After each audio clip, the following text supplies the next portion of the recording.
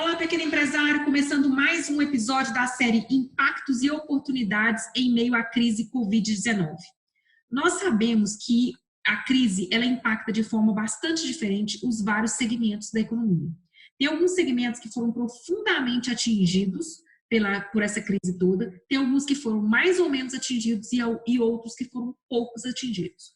E, ao mesmo tempo, a capacidade de recuperação, a velocidade da recuperação de cada segmento, ela varia muito conforme cada segmento entrou na crise, conforme cada segmento está nesse momento.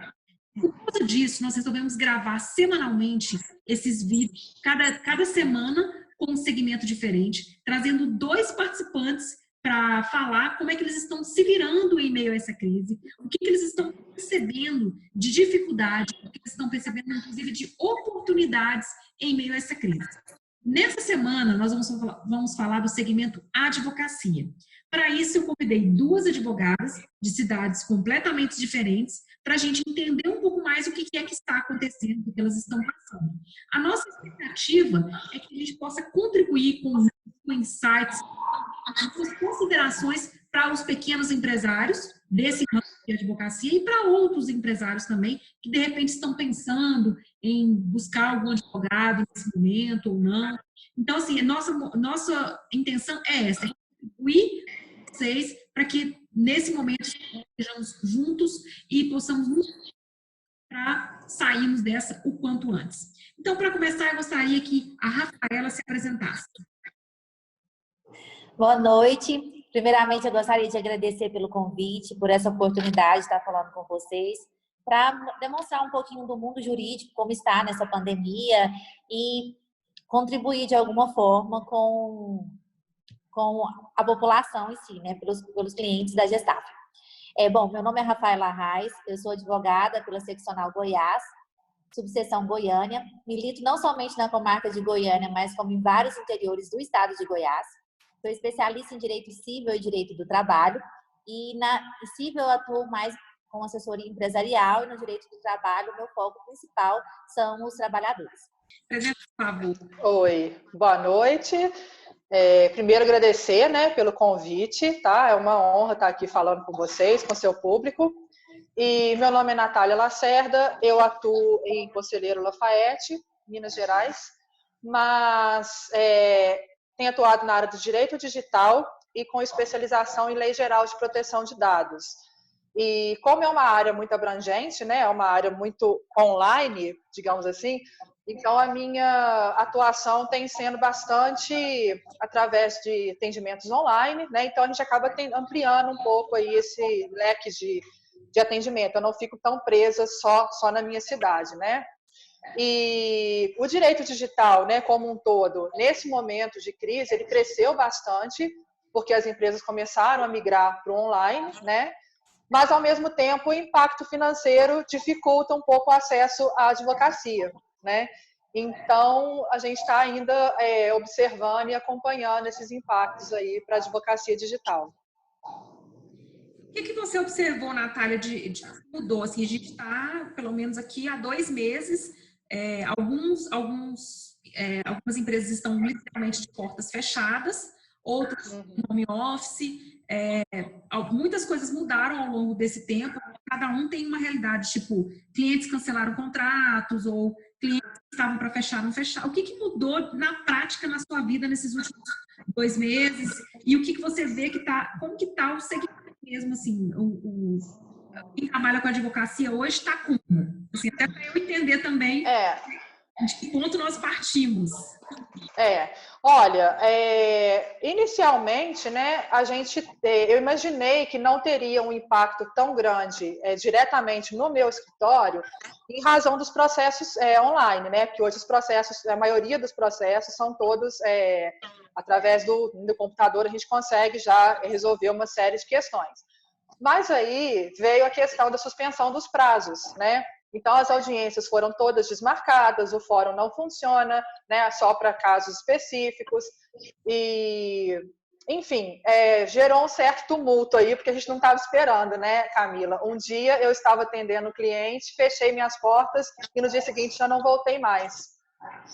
Então, a partir daí que começaram, né, os transtornos. Então, por exemplo, nós trabalhamos muito com contratos, né? Então, às vezes o cliente tem um contrato no valor maior, então ele vai fazer um parcelamento. Esses parcelamentos começaram a ser rediscutidos, né? Porque se o cliente não tem renda, ele não tem como pagar. E aí nós precisamos reavaliar esses contratos, e isso eu estou falando assim, diretamente comigo, né? A minha questão, do meu escritório. Então, já começou por aí, eu ter que rever contratos de clientes, porque ao mesmo tempo que a gente tem que trabalhar, Camila, a gente também tem que entender que o outro está na mesma situação, né? Então, não adianta a gente querer bater de frente e exigir que ele dê uma prestação que ele não consegue fazer no momento, né? E eu acho que o papel do advogado é muito conciliador, né? Pelo menos o meu modo de ver a advocacia é uma forma conciliadora, é uma forma preventiva de se evitar mesmo que se busque a justiça, né? Para questões que a gente consegue conversar. E através da minha concepção de advocacia conciliatória, eu fui buscando com os meus clientes, né, negociar, passar parcelas, né, que estavam para vencer mais para frente, refazer os contratos, enfim, cada um dentro da sua possibilidade, a gente foi negociando. Então, assim, o impacto é muito grande, porque a gente está contando ali, né, com aqueles recebimentos e, de repente, muda tudo. E aí tem a questão da morosidade do judiciário também, que acabou se agravando. Então, alvarás não saem com tanta rapidez, e agora piorou, né? Então, às vezes tem um processo que já está resolvido, que está dependendo agora de um alvará, de alguma decisão pequena, e a coisa fica presa porque não tem prioridade, né? Porque agora, com a suspensão dos prazos, tem outros processos que são prioritários.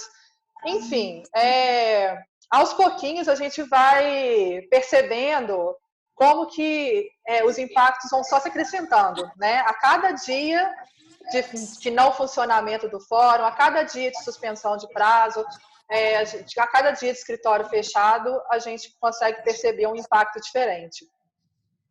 Você acha que mudou alguma coisa do mês de abril para agora o início de maio? Você já sentiu alguma mudança significativa? Assim, tipo, piorou, está tendendo a melhorar um pouco, a retomar alguma coisa?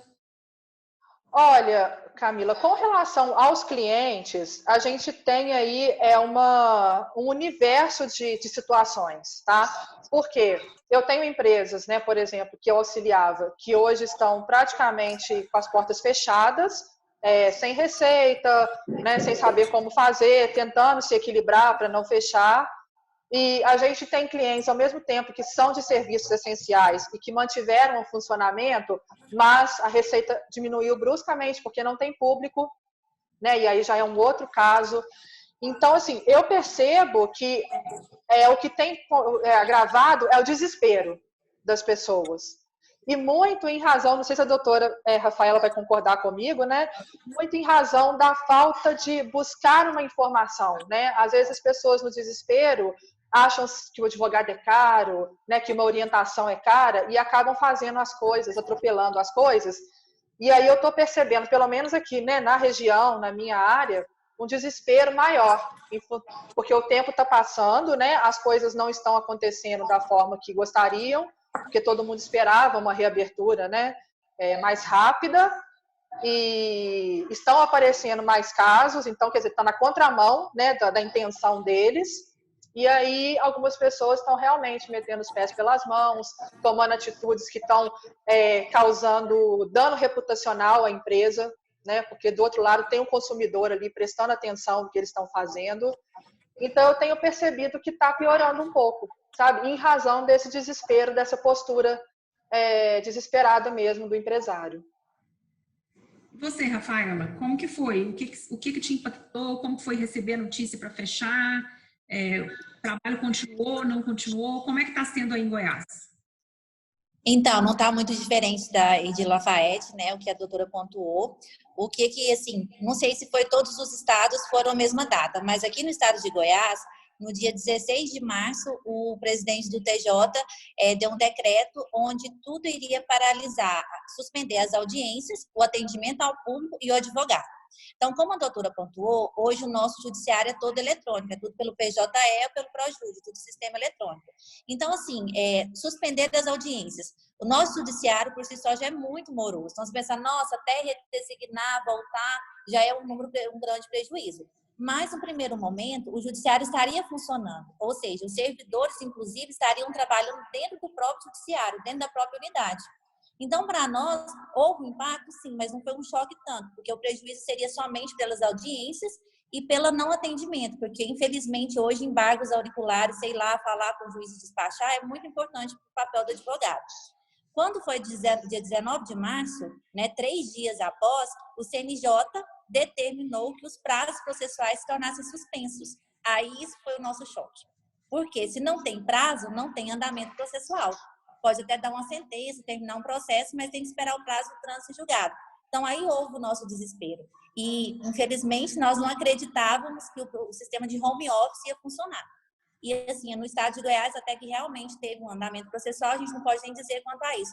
Mas tivemos um prejuízo, por quê? Porque não tinha prazo. Se não tem prazo, o processo não anda. Ele pode até ter uma decisão, mas não anda. A efetividade de receber e solucionar a demanda não tem.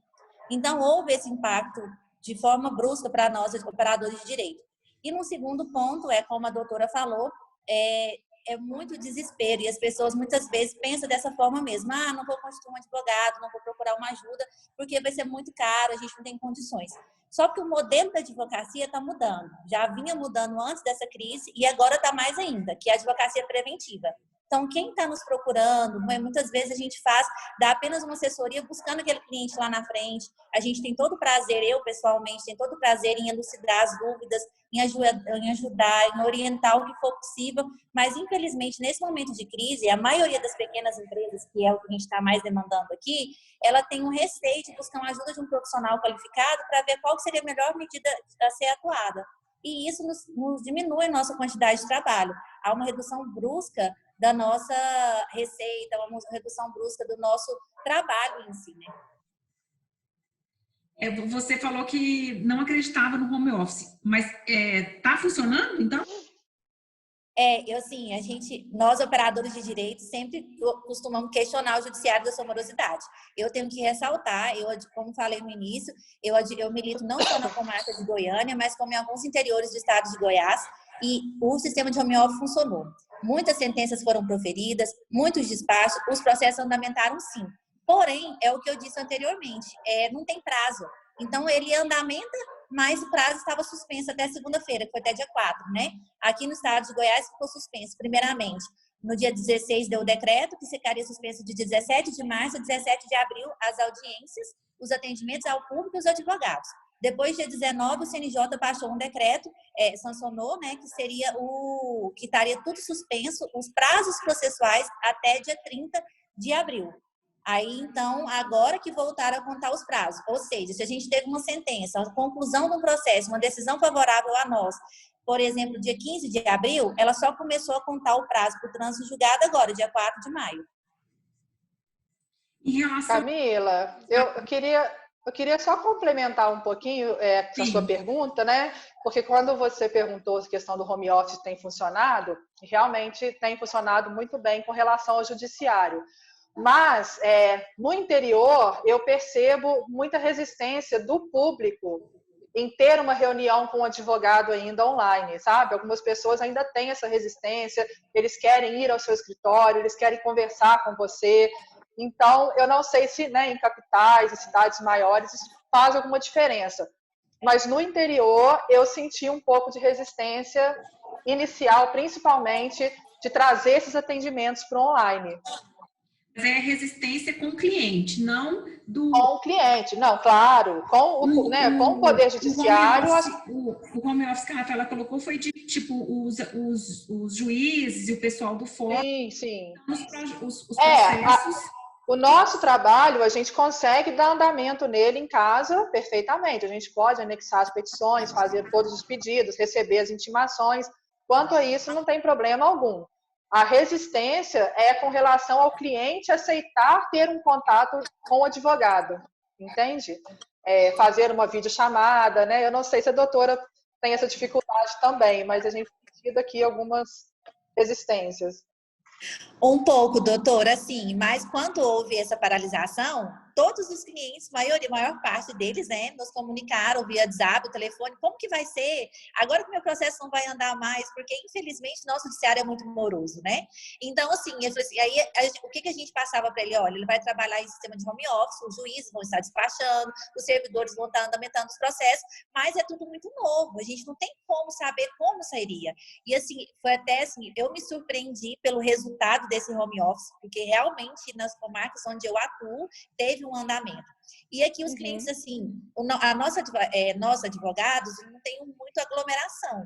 Então, todos os decretos era fechar onde tem aglomeração, né? Então, querendo ou não, um ou outro cliente, que é aquele cliente, principalmente pessoas idosas, eles não conversam, nem tem WhatsApp, né? Eles só ligam mesmo. E aí tem que atendê-los. Então, assim, como eu advogo muito numa comarca de interior, que é Goiás Velho, lá meu escritório ficou aberto e eu atendi todo mundo com todas as precauções que pudessem ser. Aqui em Goiânia, inclusive o governador, por ser médico, ele editou medidas bem resistentes, colocou uma multa muito alta para quem abrisse, né? Inclusive, era todo o comércio, não era só quem tinha aglomerações. Então, houve um fechamento total. Mas no interior, a gente teve aqueles clientes mais resistentes, a gente atendia sim, e pelo WhatsApp. Hoje mesmo, eu informei para muitas pessoas, dia 4 os prazos voltam. Aí, quando foi terça-feira, e aí, já andamentou meu processo? Essa logística que a gente tem. Os prazos aqui também estão suspensos ou já voltaram? Como é que tá, Natália? Então, na verdade, tem um parcelamento aí, né? Os prazos dos processos eletrônicos voltaram no dia 4, os prazos de processos físicos no dia 15, e tem uma regulamentação recente, parece que de ontem, do CNJ, que suspendeu até o final de maio, mas eu ainda não estou muito por dentro, porque está meio confusa, né? Você teve acesso, doutora? Eu vi ela rapidamente, mas eu também não entendi como seria. Uma dúvida também, assim, nessa que eu vi, eu achei assim, eu acho que isso não vai funcionar no estado de Goiás. Se vocês já fazem isso, eu tenho 11 anos de advocacia e eu nunca fiz, que é as audiências, audiência tanto de conciliação quanto de instrução por videoconferência. Assim, tipo, como a gente vai fazer isso do escritório? A testemunha, nós vamos induzi-la? Quem que vai acreditar naquilo ali, entendeu? Porque assim, eu não vou querer uma testemunha que foi ouvida dentro do escritório da outra parte, entendeu? Então, assim, e ficou muito confuso. Eu não entendi. Mas então eu estou partindo da premissa que dia 4 agora, segunda, voltou os prazos, né, que estavam suspensos. Dia 15 vai voltar ao judiciário na integralidade. E não quero acreditar que essa parte de instrução, até conciliação sim, mas instrução não seja feita por videoconferência. Eu não entendo ainda esse sistema, ainda não, assim, é muito novo para o estado de Goiás. É tudo muito novo. Goiás, por exemplo, foi um dos últimos estados a ter o processo digital. Até 2 anos atrás, a gente tinha processos físicos. Hoje são todos eletrônicos. Aqueles que não foram digitalizados em sua integralidade, eles passaram a ser processos híbridos. Passaram daquele ato em diante ser digital e o processo físico até se encerrar. Mas hoje já são todos eletrônicos e nós demoramos muito. São Paulo, Minas, Sul, já era tudo eletrônico e Goiás ainda estava no sistema físico. Entendi. Vocês tocaram num assunto que já é, para mim, benefícios da crise. Tipo, essa digitalização e essa aos trancos e barrancos, meio que a força até de trazer as pessoas para o digital, assim, eu acho isso maravilhoso. Assim, é claro que tudo isso que está acontecendo é horrível, mas já tem estudos falando de que em 2 meses aí de pandemia, o que nós evoluímos digitalmente seria necessário anos, décadas, para poder a gente chegar nesse ponto de as pessoas realmente irem para o digital. Eu já frequento esse mundo digital há algum tempo, eu tenho muitos clientes na área de inovação tecnológica e estou por dentro disso há mais tempo. Eu estou achando incrível e estou achando interessante como que, assim, o segmento que eu converso, eles falam assim, nossa, mas como é que vai ser? Primeiro, é normal. Diante do novo, tem sempre, o primeiro aspecto é uma aversão. Não, isso não vai funcionar. Como a Rafaela citou, não, o home office não vai funcionar. A gente tem a tendência natural a negar o novo, a negar e ter uma certa resistência em experimentar. Depois que a gente experimenta, a gente acha difícil, complicado, demorado. É o processo natural da inovação tecnológica chegando até as pessoas. Sim. É complicado, é difícil, e aí depois que a gente vai para uma terceira fase, que a gente fala que é navegar em cruzeiro, que é quando a gente já se adaptou ao novo, já conheceu tudo e incorporou aquilo na vida como sendo uma coisa natural e vai. E eu acho que isso vai acontecer com os clientes, inclusive. As pessoas que têm certa dificuldade e medo e aversão ao digital vão ser forçadas em algum momento a experimentar e vão acabar se acostumando. É claro que as pessoas mais velhas, elas acabam tendo mais dificuldades mesmo.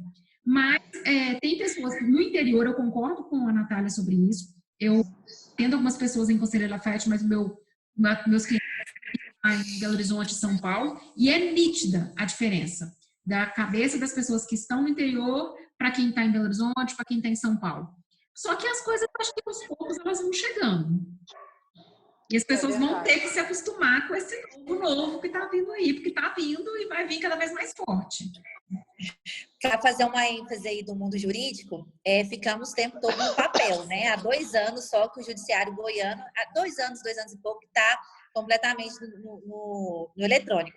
Então, no começo era muito complicado, porque eu, como advogo na civil e na trabalhista, são sistemas diferentes. Então, o seu computador tinha que adequar a civil e tinha que adequar a trabalhista. Para você fazer a civil era um sistema e era muito complicado. Tinha quantidades pequenas de arquivo, o tamanho do arquivo tinha que ser pequeno, aí às vezes digitalizava, eram muitos arquivos. Mas hoje isso é uma praticidade, porque ninguém vai ao fórum mais. Você vai ao fórum para quê? Para despachar com o juiz ou então de sua audiência. Sem isso, você não vai mais. E a comodidade de você fazer tudo do seu escritório, de você poder, por exemplo, assim, à noite, hoje foi corrido, tive várias reuniões, tive audiência, atrasei. Mas eu tenho um prazo, eu tenho até 23h59 para protocolar. Então, isso facilitou muito para o escritório. Foi a melhor coisa que aconteceu assim, para nós, operadores de direito. Por exemplo, clientes mandam documento, a gente fala para ele, não, pode tirar uma foto no WhatsApp e nos encaminhar. Precisa de ter o acesso ao e-mail, porque hoje em dia o WhatsApp todo mundo tem acesso. Você me manda uma foto para o WhatsApp e eu converto ela aqui, dá tudo certo. Né? Então, assim, tudo tem... A tecnologia, ela é um mal necessário, é um bem necessário, né? Porque nos facilita muito. Não é não, pelo amor de Deus. Ele é um bem necessário, me corrigia, ele é um bem necessário, mas nos facilita pra caramba, muito mesmo. E o que verdade. O que você está vendo aí, Natália? Você está vendo surgir algum movimento, alguma coisa diferente, algo que essa crise vai trazer de diferente, de aspecto positivo, que pode ajudar na retomada? O que você está percebendo que pode vir aí?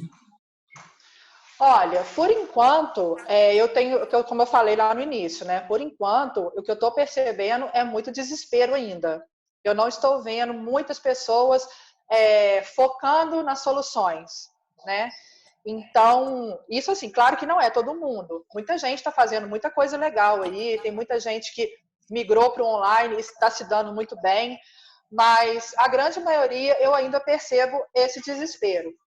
Mas eu estou percebendo também o surgimento de novos problemas, né? Eu não sei se a doutora Rafaela percebeu, né, isso, mas principalmente eu que estou na área digital, né, na área do compliance, eu tenho percebido que as pessoas, ao migrarem para o digital, elas não estão prestando atenção na forma de agir, porque a gente ter um negócio físico, você já tem ali toda uma estrutura que funciona, né, há anos e anos e a coisa flui muito bem.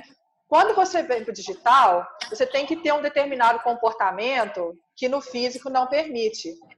E por ser uma coisa muito nova, eu estou vendo problemas, por exemplo, de reputação, que está assim, gritante, né? Posicionamentos mesmo de empresários, por exemplo, misturando o negócio digital com opiniões próprias, por exemplo, políticas, né? Enfim, fazendo uma mistura ali, por exemplo, uma rede social que ele envolve o negócio com o particular. Então, vem o público, né, e está acompanhando aquilo ali e começa a boicotar, né, aquela determinada empresa. Então, isso tudo está me trazendo, está me chamando muita atenção para a questão das gestões de risco, né, que precisam ser feitas. E isso, inclusive, na área trabalhista também, que não é a minha área, mas que é a área da doutora Rafaela, né? Porque houve aí uma série de medidas provisórias, enlouqueceu todo mundo, né? Todo dia uma nova. todo dia uma nova, e mesmo assim a gente tem visto aí demissões arbitrárias, entende? Empresários que não sabem como fazer as suspensões de contrato de trabalho. Eu não sei também, porque, como eu disse, não é minha área, mas a gente acaba acompanhando. Sim. E aí está na beira da falência por uma ausência de informação, de orientação, sabe? Então, assim, o que eu tenho percebido é isso, é que ao mesmo tempo que está havendo essa parte muito legal, né, está todo mundo para o digital, facilitando os acessos, ao mesmo tempo traz problemas em razão dessa falta de cuidado de estar no digital. Porque o digital, querendo ou não, é muito mais acessível, né? A minha loja, por exemplo, está em Lafayette, o meu público vem de Lafayette da região. A minha loja online, eu consigo acessar o mundo inteiro, né? Então, várias pessoas de outros lugares estão me vendo e eu não tenho noção de como eu estou sendo vista. E daí eu estou percebendo aí uma necessidade de haver, sabe, um controle, uma gestão dos riscos, um posicionamento, um cuidado com a reputação da empresa. E não sei como que isso vai, como que o mercado vai reagir a isso tudo ainda, né? Porque como é uma coisa muito nova e as pessoas ainda não se atentaram para isso, então realmente assim, eu não sei te falar ainda qual que vai ser o impacto disso tudo. E aí, Rafaela, você percebeu alguma oportunidade em meio a essa confusão toda? Como é que tá aí? Então, complementando o que a doutora comentou, eu não sou da área digital, né, tal como ela, mas eu percebo assim que toda empresa, toda loja, eu trabalho, meu escritório fica bem próximo de um centro comercial aqui em Goiânia, que está desde o dia 18 totalmente fechado. Então, assim, todas as lojas abriram um digital, né? Elas saíram do físico, mas elas tinham um digital. E não deve observar todas essas obrigatoriedades que teria o mundo digital. No meu campo, especialmente, que é falando mais na área trabalhista, o que acontece? Eu acredito que vai ter um crescimento muito grande de ações judiciais. Porém, são aquelas famosas ações ganha, mas não leva. Por quê? Porque, assim, aquele empresário que demitiu o seu funcionário sem atender, sem pagar corretamente uma rescisão contratual, sem pagar corretamente todos os direitos, em decorrência da crise, por si só, pós-crise, dificilmente ele vai ter como honrar com essa obrigação. Então, assim, vai ter um crescimento muito grande de ações judiciais, já está tendo. Eu voltei para Goiânia e aqui está tendo muita procura, já está tendo, mas vamos ter que ter um cuidado muito grande com essas ações que vão ser interpostas de agora em diante. Então, assim, e as pessoas estão desesperadas, como a doutora falou. O trabalhador está desesperado porque o patrão mandou ele receber 70% na caixa. Como é que funciona isso? Aí vem o trabalhador, como é que está funcionando isso? Como é que eu vou receber 70%? Ele não deu nenhum documento. Mas aí é uma falta de assessoria, porque o contador tem que providenciar toda a documentação para entregar para o funcionário, para que o funcionário possa proceder dessa forma. Porque se ele não entregar a documentação, ele não vai lá na caixa por si só, olha, eu trabalho aqui, eu vou querer 70%. Não funciona assim. Então, assim, muitas vezes, como a doutora falou, o empresário está mal assessorado e repassa aquela informação distorcida para o trabalhador, que ele entra em desespero, vem até a nós perguntar como que isso vai funcionar, já quer entrar com ação judicial, mas sendo que ele ainda tem outras garantias e possibilidades de estar resolvendo. Agora, complementando aqui um pouquinho, Camila, o que eu mais achei interessante nessa situação toda é a questão mesmo de mudança de postura pessoal. Por quê? Por exemplo, o comércio está fechado, mas ele tem um aluguel para receber. O dono da loja não pode pagar aquele aluguel porque ele não está recebendo. E aí ele vai negociar. E aí, de repente, o dono da loja está intransigente, não quer fazer nenhuma negociação. E não tem solução, porque o dono da loja não consegue pagar o imóvel, porque ele está fechado. E para você ter uma ação de despejo hoje é extremamente custosa, né? E pode ser muito demorada. E de repente você vai despejar o seu inquilino e você não vai receber da mesma forma, porque ele continua fechado, né? Então, isso daí está trazendo um pouco de reflexão da flexibilização, sabe? Do ser humano mesmo. Dele entender o outro, dele buscar um acordo, dele buscar a negociação, dele fazer ali uma ponderação, sabe? Vamos perder um pouquinho, você perde um pouquinho, um abre mão daqui, o outro abre mão dali. E eu acho que isso está sendo muito interessante. porque a questão humana está entrando nos direitos, sabe? Nós estamos tendo que, não é? Nós estamos tendo que fazer aí um exercício, né, de inteligência emocional para lidar com a lei, porque às vezes você tem o direito, né, você tem o imóvel, você tem o direito de receber o seu aluguel, mas nós estamos num momento de excepcionalidade que não te permite ser tão duro, né, que eu quero que a lei seja cumprida. Então, assim, está sendo muito... Vocês estão tendo que assessorar nesse sentido? Tipo, algum proprietário liga para você e fala, olha, eu estou querendo despejar o meu inquilino porque ele quer ficar 3 meses sem me pagar. E aí, ao invés de dar uma solução, tipo, vamos despejar e vamos entrar com um processo, alguma coisa assim, vocês estão orientando, tipo, vamos evitar que isso chegue no judiciário, porque... Sim. Por exemplo... ver um caminho do meio. Hoje, por exemplo, aconteceu um fato. Um cliente que tem uma filhinha pequenininha, né, tá na escolinha, me ligou querendo saber se ele poderia suspender o pagamento da escola porque a menina não está tendo aula. Aí entra essa ponderação. Eu falei, então vamos lá, realmente não está sendo prestado. Mas, por outro lado, essa escola ela tem um imóvel montado, né, todo formalizado para atender crianças, e ela paga um aluguel. Se todo mundo da escola pensar dessa forma, não está sendo prestado, então vamos suspender o contrato, não vamos pagar, ela vai ter que devolver esse imóvel. Aí suponhamos que daqui a 2, 3 meses, né, restabeleça as aulas. Você não tem para onde mandar sua filha. Então, assim, é um sistema de colaboração, né? Então, por que você não vai lá e não negocia? Vão assumir aí, cada um assume metade do prejuízo. Você paga metade, a escola assume a metade, né? Porque aí a escola vai ter um pouquinho ali para poder manter os compromissos dela, e você vai estar, de certa forma, também colaborando socialmente para aquele empresário se manter aberto. E quando a sua filha retornar, ela vai ter a escolinha dela, que ela está acostumada, que ela está integrada ali, funcionando plenamente. Então é isso, sabe? São essas... Porque até então as pessoas são muito cheias de direito, né? Não está prestando o serviço, então eu vou suspender. E agora muda tudo. Porque agora não é uma questão de não estar prestando porque é um mau profissional, né? Não está pagando porque é caloteiro. É uma situação totalmente diferente. Então, a gente tem que fazer esse papel conciliador também. E isso tem sido muito interessante. O cliente entendeu? Olha, nesse caso entendeu. Nesse caso concordou comigo, sabe? Mas é uma pessoa muito bacana, né? Então, foi lá tentar negociar, tentar conversar. E eu estou aguardando aqui para ver o que deu da conversa. E tem a polarização, né? Uma comparação aqui. Tem uma polarização, né? Às vezes essa pessoa tem a esposa que é mais intransigente, que falou, não vou pagar. Aí ele escutou uma outra opinião de uma pessoa que ponderou um pouco mais, reflete e tenta chegar no caminho do meio, porque tá todo mundo no mesmo barco, não tem jeito. Exatamente. E aí você recorrer ao judiciário, fica pior. Porque aí até você ter uma solução, até o juiz falar que você tem que pagar ou que você pode suspender esse contrato, já se passou aí, já acabou a pandemia, né? E já voltamos à normalidade. Esse é um argumento para conseguir fazer uma conciliação, justamente. Eu utilizo muito ele. Eu falo assim, gente, o judiciário está de recesso, está suspenso até o dia 15.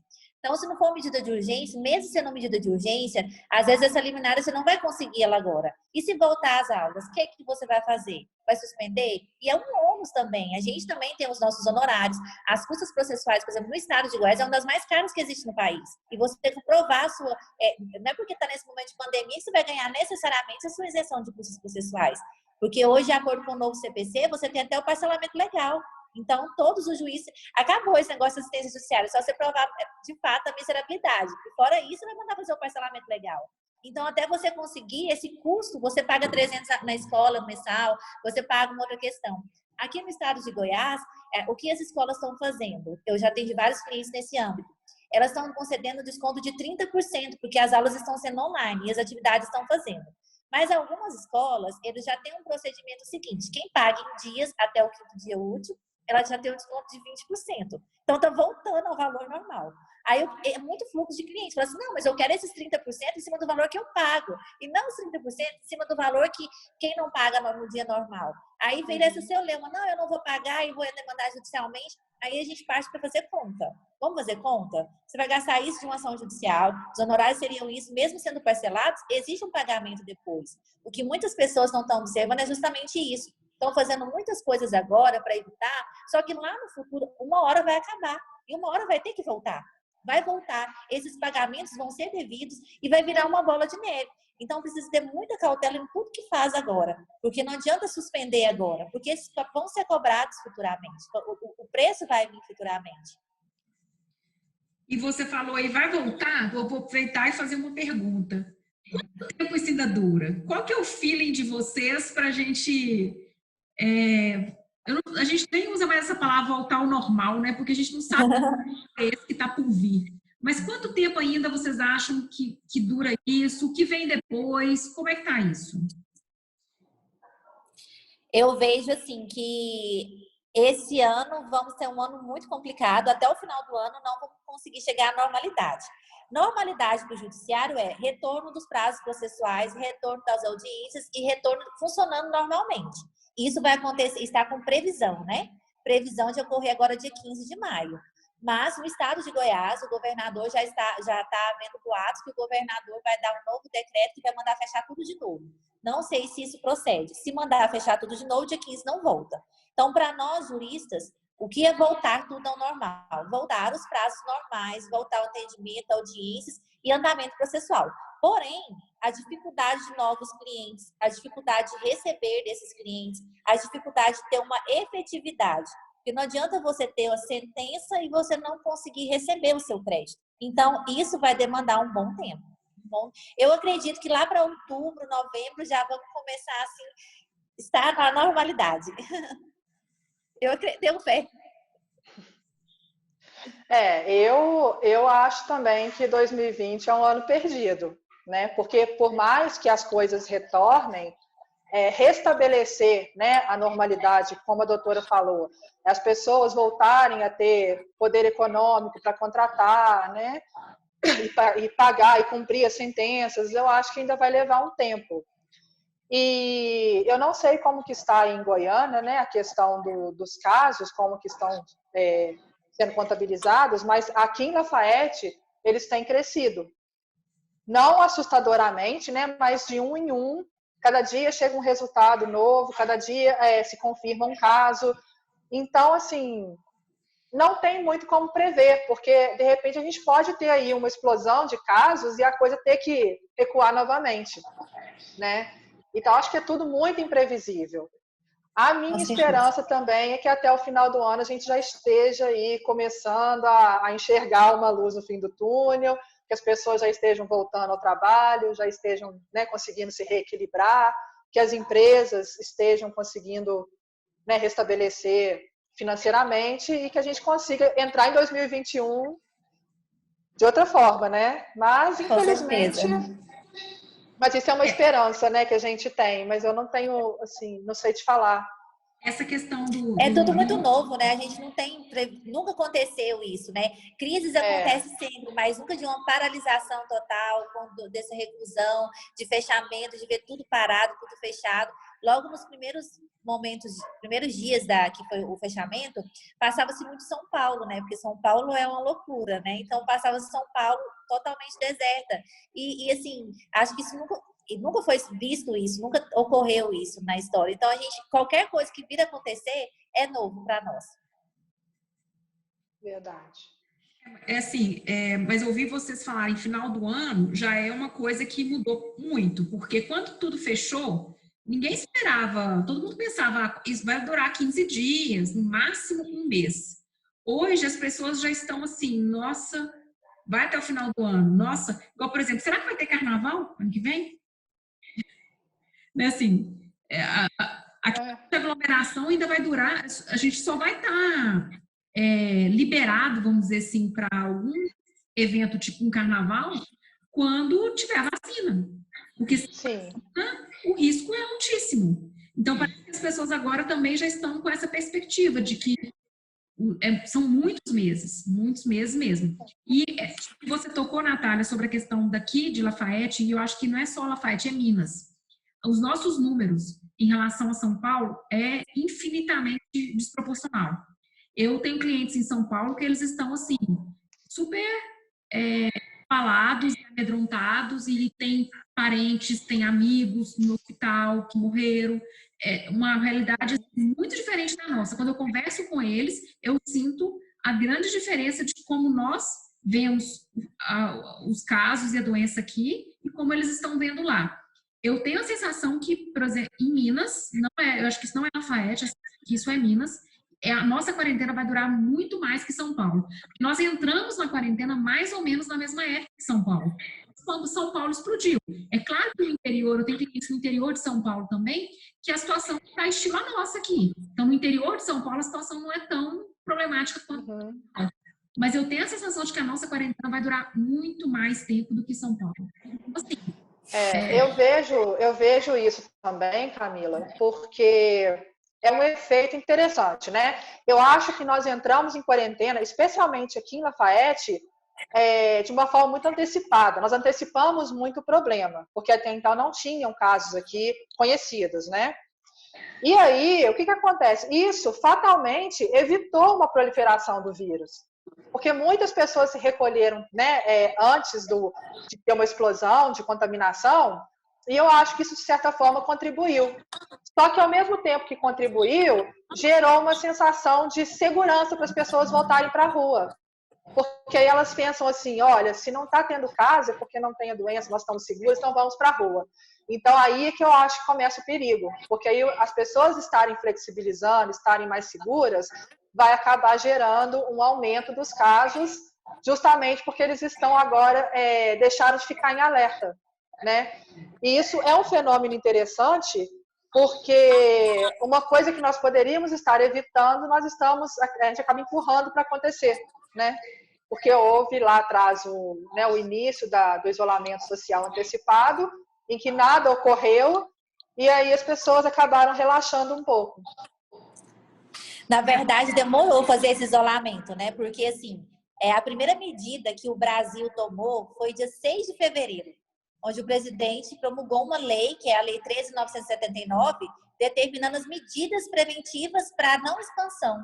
Só porque depois disso a gente teve o carnaval, todo mundo estava a vida normal, teve tudo normal. E só foi paralisar mesmo na segunda quinzena de março, né? Que houve a paralisação.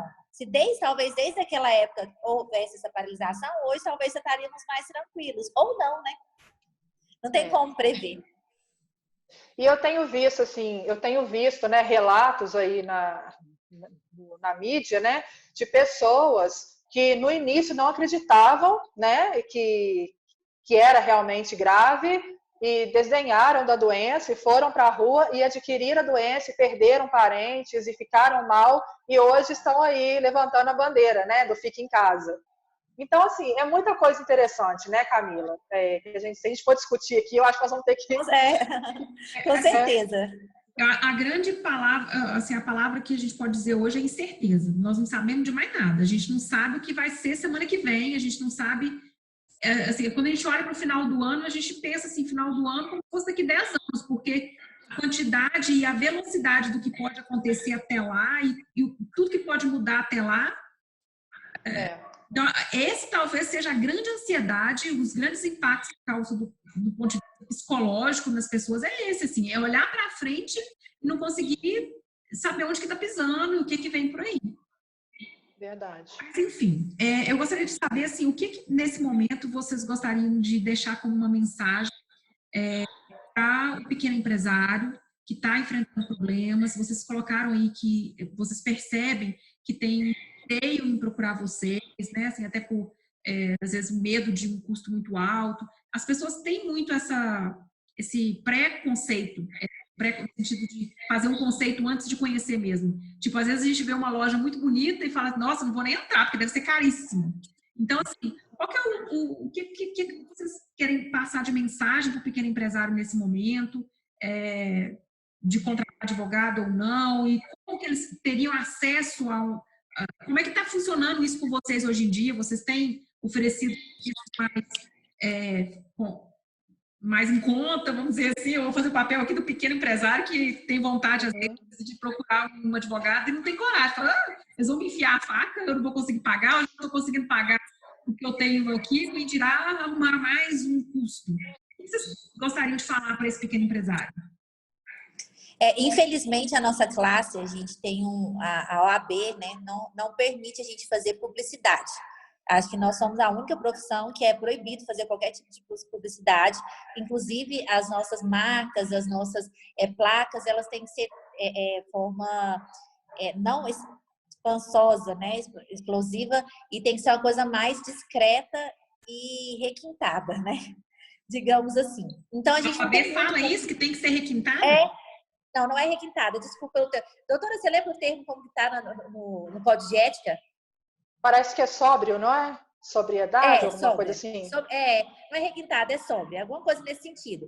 Então, infelizmente, a gente tem nem como divulgar, porque se a gente divulga alguma coisa do nosso trabalho, amanhã a gente está recebendo processo de ética no OAB, então não tem como fazer, né? Então, assim, infelizmente, ainda existe esse preconceito, como a Camila disse, né, da pessoa querer nos procurar para tentar um auxílio e tudo mais, e assim, hoje eu particularmente o cliente vem aqui, a gente passa várias vezes, a gente atua em vários processos que às vezes não tem por êxito, né? A gente, aqui no estado de Goiás, a gente tem essa metodologia de trabalhar em muitos processos por êxito.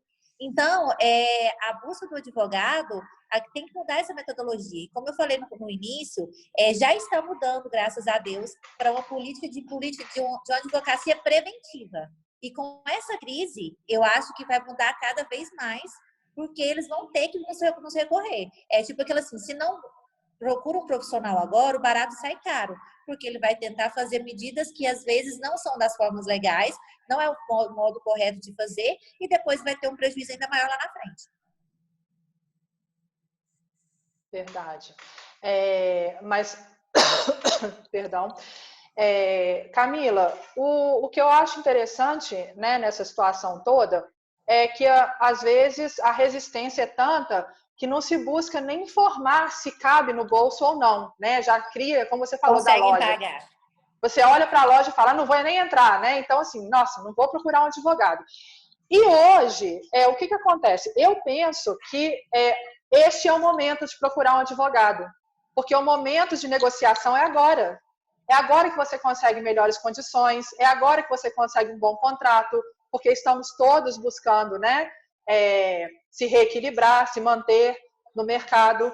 E existem coisas interessantes na advocacia, né? Por exemplo, eu estou trazendo de um escritório de São Paulo um sistema de crédito de honorários, sabe? Que não é ilegal, né? Não é contra o Código de Ética, funciona nos grandes escritórios de São Paulo, e eu estou adaptando aqui para o interior, entendeu? Então, é um sistema que a pessoa consegue fazer um parcelamento onde ela compra um crédito num valor menor, que seria uma antecipação de juro, por exemplo, e ela consegue pagar isso mais para frente. Então, ela tem a prestação do serviço, tem o crédito adquirido e ela vai pagar quando a situação dela começar a se restabelecer.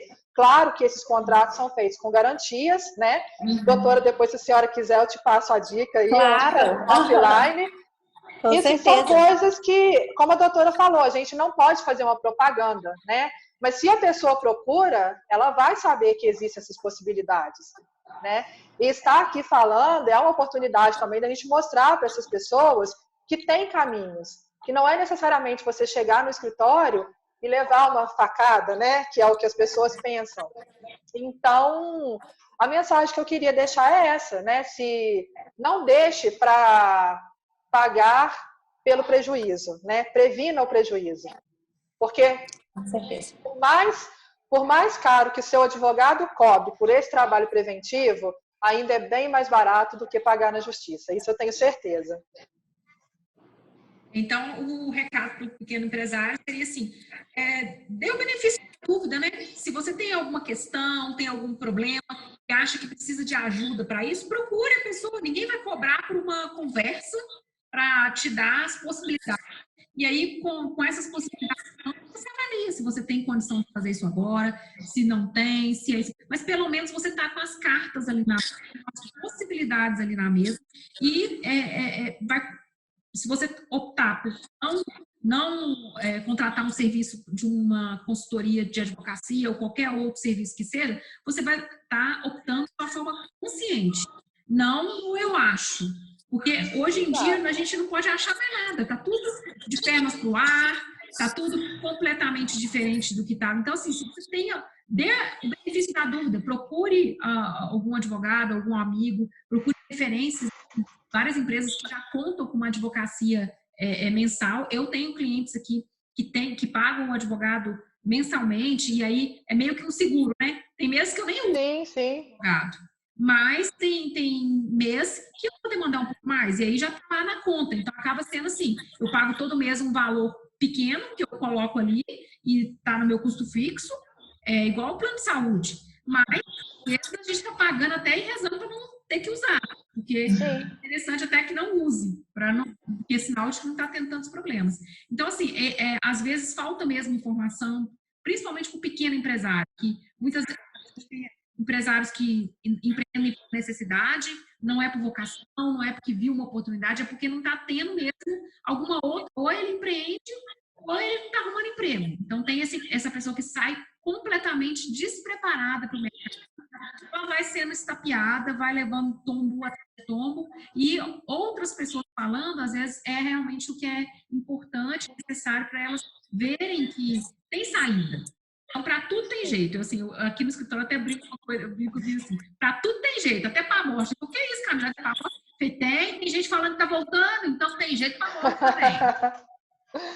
Uma coisa que tem que ser enfatizada é que nesse momento da pandemia, nesse momento de crise, tanto empresários, pessoas físicas estão com dificuldade financeira, dificuldade de caixa, e nós, advogados, também, porque a gente precisa deles. Então, assim, a gente vai ter maior prazer de, por exemplo, uma empresa que está passando dificuldade, você vai contratar um horário menor, então tá, nesse período de crise, 3 meses menor, menos valor, depois aumenta consideravelmente, a gente coloca no contrato que existe possibilidade de fazer um aditivo, porque às vezes não dá para cumprir quanto a isso, e a gente vai adequar a realidade do mercado, porque assim como eles precisam de nós, e nós também precisamos do cliente para seguir nesse momento complicado, porque está para todo mundo.